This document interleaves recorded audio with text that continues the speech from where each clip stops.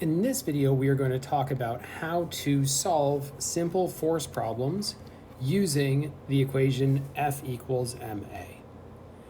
Whenever you see a force problem, your first idea should be to draw a picture and then to draw all of the vector forces on the object that you're interested in. So in the problem that we have here, we're trying to move a box, so we are interested in forces that are acting on the box. And some of the forces are already drawn in here. So we have the force of the friend. So you and your friend are pushing. The force of your friend is 100 newtons to the right. And you are pulling on the box with a force of 400 newtons at an angle of 30 degrees relative to the positive x-axis. So I am going to draw an axis here, positive x and positive y, and I'm going to add in any forces that are not already shown. So in addition to the force of you and your friend, we also have the force of gravity acting downward, and we have the normal force acting upward. Now, a common mistake is to say that the normal force is always equal to and opposite in direction of the force of gravity, such that I would write force of gravity is mg down and the normal force is mg up. But this is in general not the case, and we'll see how that is. So the first thing that I'm going to do is I'm going to write down all of the forces as vectors. So I have all of my forces drawn, and now I'm just going to write them all as vectors. So the force of the friend is going to be 100 newtons I hat. The force that you are applying is going to be 400 newtons. And I need to break this force down into x and y components so that I can write it as a vector. So what I'm going to do is I'm going to draw your force in the x direction, and I'm going to draw your force in the y direction, such that I can use my 30-degree angle to write this force as 400 newtons times the cosine of 30 degrees in the I hat direction plus the sine of 30 degrees in the y direction.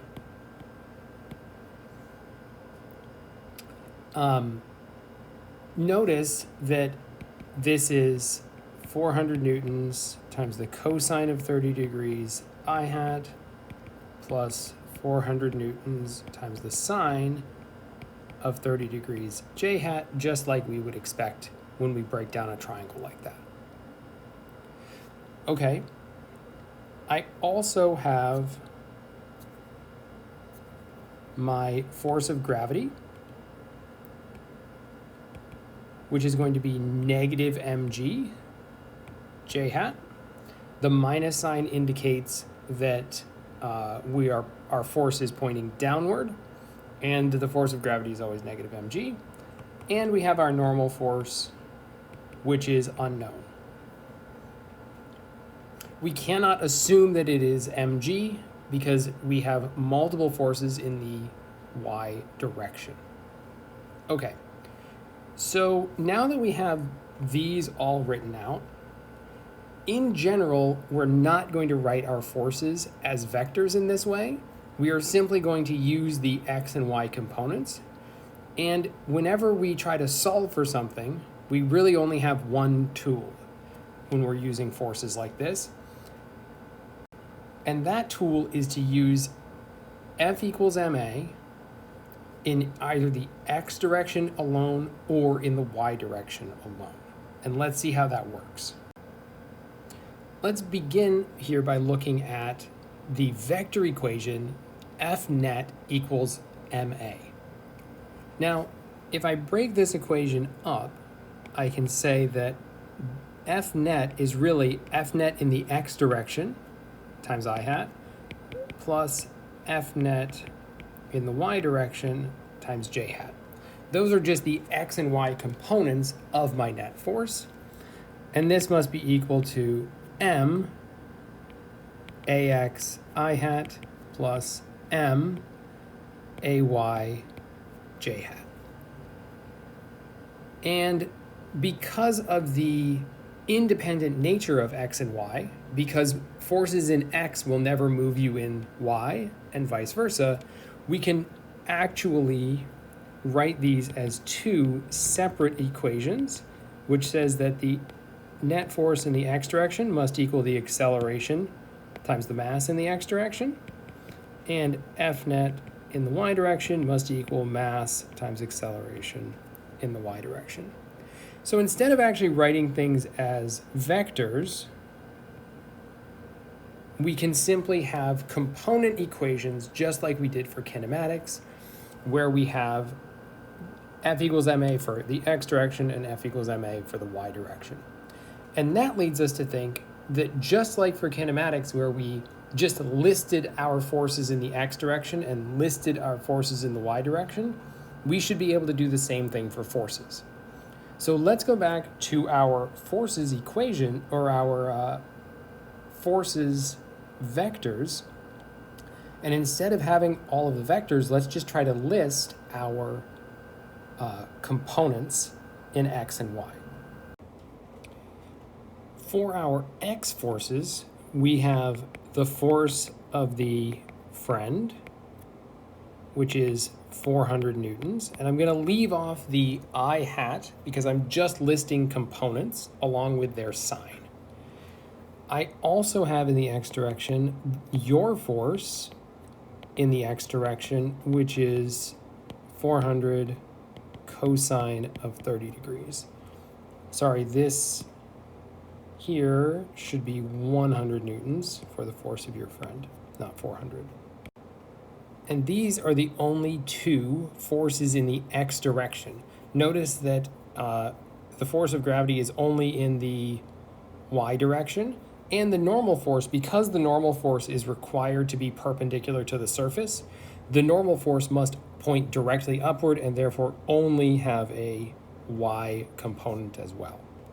So now we can go back and we can list all of our y forces. Well, we have the force of gravity at negative mg. We have the normal force, which we don't know the value of, but we know that it points in the y direction.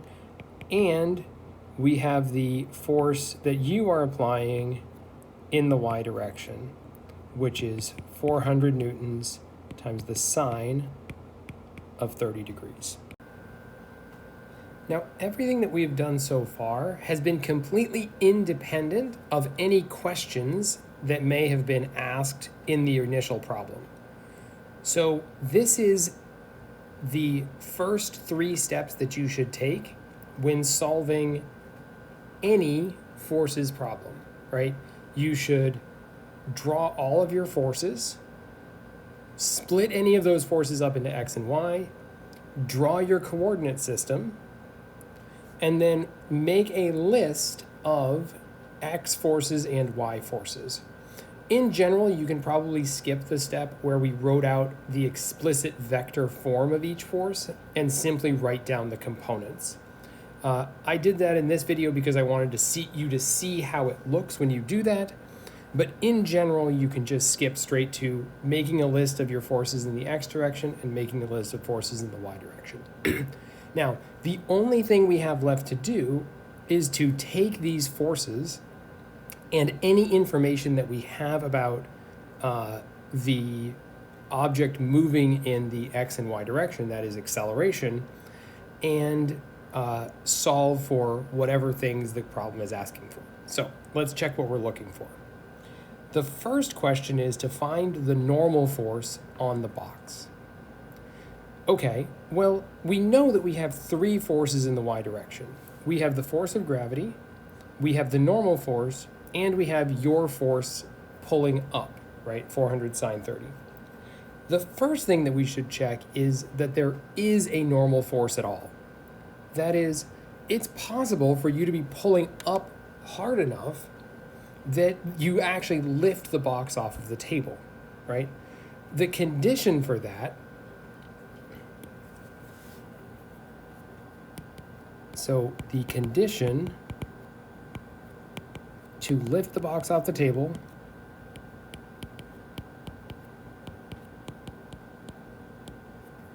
is that your force in the y direction is greater than the force of gravity. And we'll just absolute value these. You need to be pulling upward. Obviously, this only works if you're pulling upward. If you're pulling downward, you're never going to lift it off the table. The force of you pulling upward on the box has to be greater than the force of gravity on the box. Now, if you had multiple forces, say you're pulling down on the box and your friend is pulling down on the box, then you would need something that says the forces upward on the box are greater than the forces downward on the box. It just so happens that we only have two forces up and down. Now, the normal force will never contribute, right? So you have to, when you do forces up, you have to exclude the normal force. And if you think about it, nothing ever gets thrown off of a table by the normal force, right? If you want to lift the pen off the table, you have to actually apply enough force on that pen to have it not touch the table anymore, right? If the pen is still touching the table and therefore still has a normal force, you haven't lifted it off the table, right? So when I say all up forces, I am excluding the normal force, because as soon as you lift the box or the pen or whatever it is off the table, the normal force has to go to zero, right? If you are not touching the surface, your normal force must be zero. So if the box gets lifted off the surface, your normal force is zero. So in this case, all of our up forces that are not the normal force is just your force in the y direction. And all of our down forces are just mg, right? Well, if we do a quick calculation, the force that you apply in the y direction is 400 newtons times the sine of 30 degrees is 200 newtons. And mg is, I have to check on the mass of my box, 100 kilograms. So this is going to be 100 kilograms times 9.8 meters per second squared is 98 newtons, or sorry, 980 newtons. And 980 newtons is clearly larger than 200 newtons. So you are not applying enough force to counteract gravity. Therefore, the box is going to stay on the table. Now that we know that the box is going to stay on the table, we can start talking about finding the normal force, right? The box is touching the table, so there must be a normal force, and we can find it just using F equals ma in the y direction. So if we look at our net force equation, that is the force of gravity, and I'm just writing these as, there's no sign associated with what I'm writing here. I just add everything up because that's what you do, and I'll add in the signs in the next step.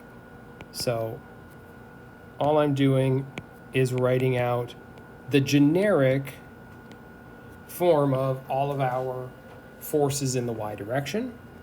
And I know that this is equal to MAY. Now, I need one more piece of information, because the things that I don't know here are the normal force, right? And I don't know the right-hand side of my equation. At least I wasn't explicitly given the right-hand side of my equation. But I actually do know what AY is, and it is 0. And the argument for this is that if the box is not falling through the table, and it is not being lifted off of the table, then it can't be moving in the Y direction. It can be moving in the X direction, but my Y forces don't influence motion in the X direction. I only care about Y motion.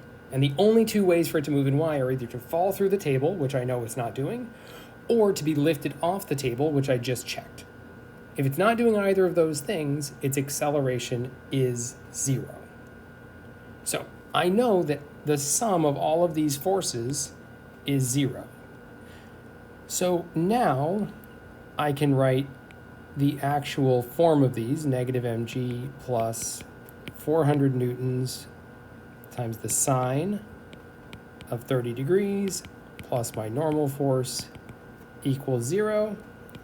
And my normal force is equal to mg minus 400 newtons sine of 30 degrees. And this turns out to be 980 newtons minus 200 newtons equals 780 newtons. Now, notice that this is less than the force of gravity because the force of gravity, the normal force has to counteract all of the forces downward on the box. Well, that means it has to counteract the force of gravity. But by you pulling upwards on the box, you are actually reducing the amount of force that the normal force must apply, right? The box is pushing less downward on the table or on the floor because you are pulling up on it somewhat. Another quick note, we did all of this work to make sure that the force upward is greater than the force, or less than the force downward, such that the box is actually staying on the table. But if you look at this equation here, what you'll notice is that if the force of gravity is less than the amount that you are pulling up, then your normal force is actually going to be negative, which would mean that the table or the floor was somehow pushing down on the box, which clearly can't be the case, which means that your box must be lifted off. So if you didn't want to explicitly do the check to see if the box is being lifted off the table, you could just see if this value is negative. So if you calculate a normal force for this system, for a box that is on the floor, and you get a normal force that is less than 0, then the box is being lifted off the table.